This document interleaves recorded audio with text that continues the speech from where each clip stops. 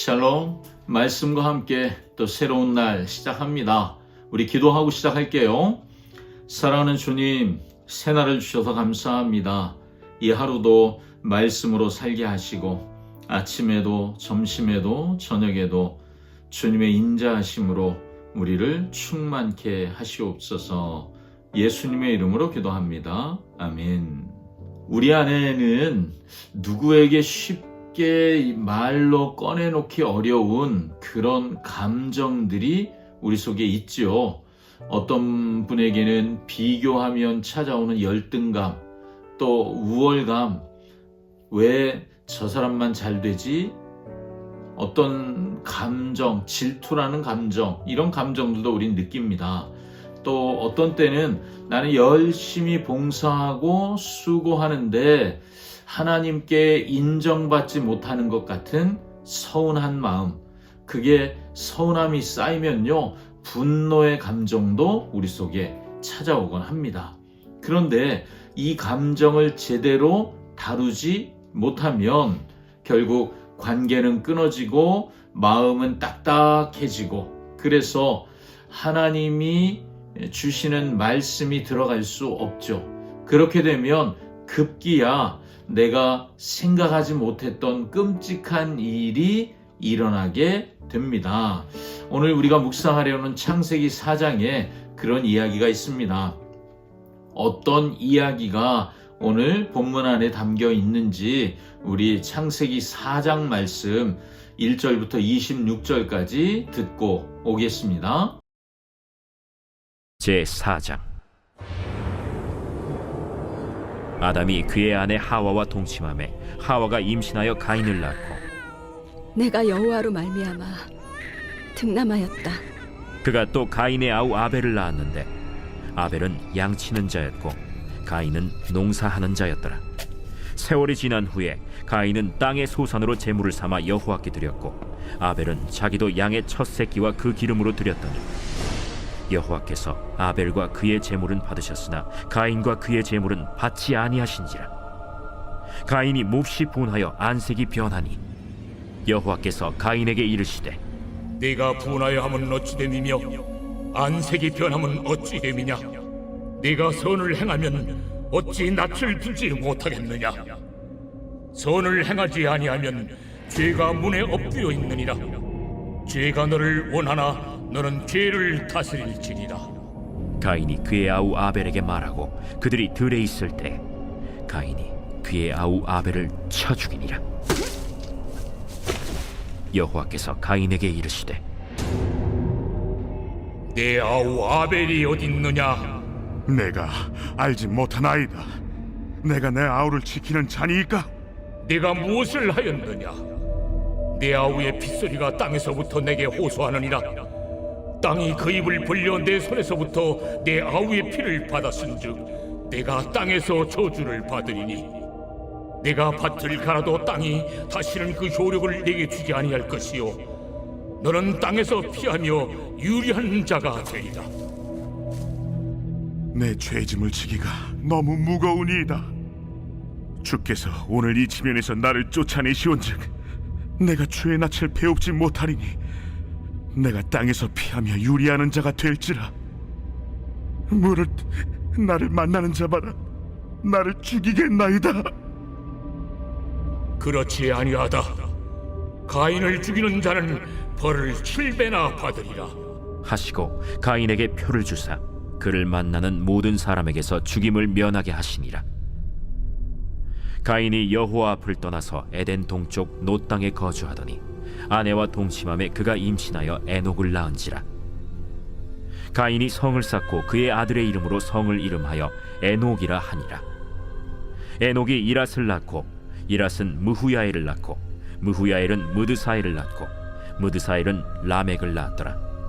라멕이 두 아내를 맞이하였으니 하나의 이름은 아다요 하나의 이름은 실라였더라. 아다는 야발을 낳았으니 그는 장막에 거주하며 가축을 치는 자의 조상이 되었고 그의 아우의 이름은 유발이니 그는 수금과 퉁소를 잡는 모든 자의 조상이 되었으며 실라는 두발가인을 낳았으니 그는 구리와 쇠로 여러 가지 기구를 만드는 자요 두발가인의 누이는 나아마였더라. 라멕이 아내들에게 이르되 아다와 실라여, 내 목소리를 들으라. 라멕의 아내들이여, 내 말을 들으라. 나의 상처로 말미암아 내가 사람을 죽였고 나의 상함으로 말미암아 소년을 죽였도다. 가인을 위하여는 벌이 7배일진데 라멕을 위하여는 벌이 77배이리로다.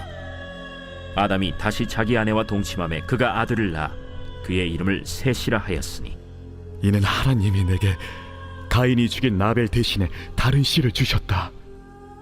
셋도 아들을 낳고 그의 이름을 에노스라 하였으며 그때의 사람들이 비로소 여호와의 이름을 불렀더라.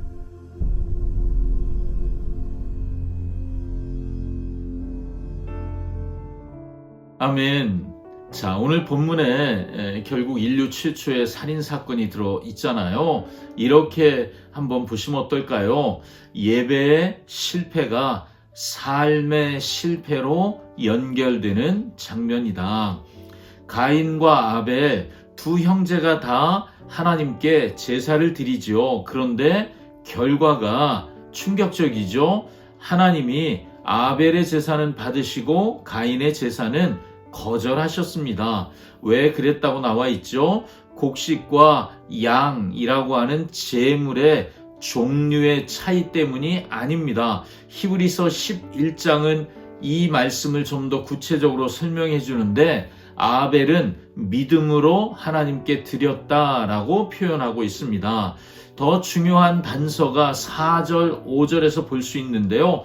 아벨과 그의 제물은 받으셨으나 가인과 그의 제물은 받지 아니하신지라. 하나님이 제물만 보신 게 아니라 아벨이란 사람, 가인이라는 사람을 먼저 보셨다고 말씀하잖아요. 아벨의 삶은 받으셨는데 가인의 삶은 받지 않으셨다는 거예요.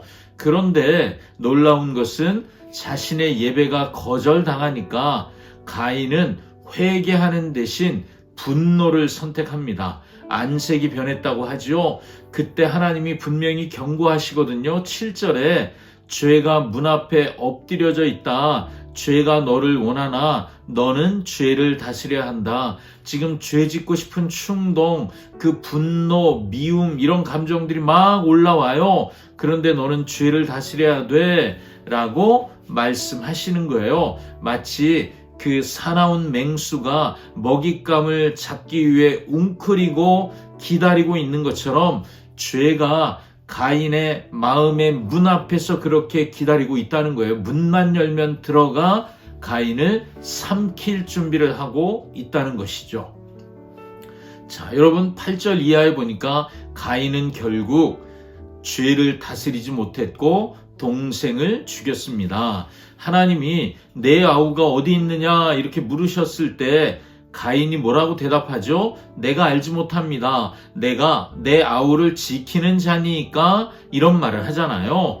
뻔뻔하죠. 땅에서 유리하는, 땅에서 떠돌아다니는 저주를 가인이 받았고, 그리고 하나님 앞을 떠나서 결국 에덴 동쪽의 놋 땅으로 갑니다. 거기서 뭘 했다고 17절에 나오죠? 성을 쌓았답니다. 성, 시티, 도시를 만들었다는 거예요. 하나님이 날 지켜주지 않아. 그래서 내가 나를 지켜야 돼 라고 성벽을 쌓고 거기 정착했다는 거예요. 그리고 자기 아들의 이름을 에녹이라고 붙여서 자신을 과시하는 모습을 볼 수 있습니다. 자, 가인들의 후예는 손재주가 많았고 재주들이 많았습니다. 문명을 발전시킵니다. 가축을 치는 자가 나오고 악기를 다루는 자도 나오고 기구를 만드는 자도 나옵니다. 경제, 문화, 기술의 전문가들이 가인의 후손에서 나와요. 그런데 겉으로는 이런 것들이 화려해 보이잖아요. 여러분 경제 전문가, 문화 전문가, 또 기술자 이거 화려해 보이지 않습니까? 그런데 그 끝이 무엇이라고 말하고 있죠? 가인의 6대 손 라멕 23절 24절을 보면 이 라멕은 자신의 살인, 사람 죽인 것을 자랑하며 노래합니다. 가인을 죽이면 벌이 7배지만 나를 건드리면 77배다. 폭력과 복수가 난무하는 그런 끔찍한 세상, 이것이 하나님 없는 과학기술 문명의 열매 결과인 것을 우리가 보게 되는 거죠. 세상이 온통 가인과 람에게 폭력으로 가득 찰 때 하나님은 조용히 구원의 역사를 준비하세요. 25절, 아담이 다시 아들을 낳고 이름을 셋이라고 합니다. 하나님이 아벨 대신에 다른 씨를 주셨다 이렇게 말합니다. 셋이 에노스를 낳았을 때 성경은 중요한 기록을 남겨놓는데요. 그때 사람들이 비로소 여호와의 이름을 불렀더라. 여기서 에노스라고 하는 이 이름의 뜻은 죽을 수밖에 없는 연약한 존재란 뜻이에요. 인간은 자신의 연약함을 깨달을 때 그때에서야 비로소 하나님을 찾기 시작합니다. 우리도 그렇잖아요. 내 힘으로 될 것 같으면 하나님 생각 안 나요. 그런데 안 될 것 같아요. 도저히 힘들 것 같아요. 그럴 땐 부랴부랴 하나님을 찾고 기도 요청도 하고 우리 그러지 않습니까? 자신의 연약함을 깨닫는 것, 이게 은혜라는 사실을 오늘 우리는 본문에서 볼 수 있습니다. 아벨의 피가, 죽은 자의 피가 땅에서 그 억울함을 호소합니다. 히브리서 12장 24절은 예수님을 가리켜 아벨의 피보다 더 나은 것을 말하는 뿌린 피라고 표현합니다. 예수님의 피는 십자가에서 흘려졌습니다. 복수를 위한 피가 아니라 용서를 위한 피였습니다. 가인 같은 살인자도 라멕 같은 악한 자도 다 용서할 수 있는 예수님의 피를 흘려주셨습니다. 자, 여러분, 우리 문 앞에 무엇이 웅크리고 있다고 아벨에게 하나님이 가르쳐 주셨죠? 죄가 웅크리고 있다고요. 우리 안에 분노가 올라오고 누군가가 미워지고 질투하는 마음이 생기고 그리고 내 안에 억울함이 생기고 여러분 내 앞에 죄가 웅크리고 있다는 증거가 아니겠습니까?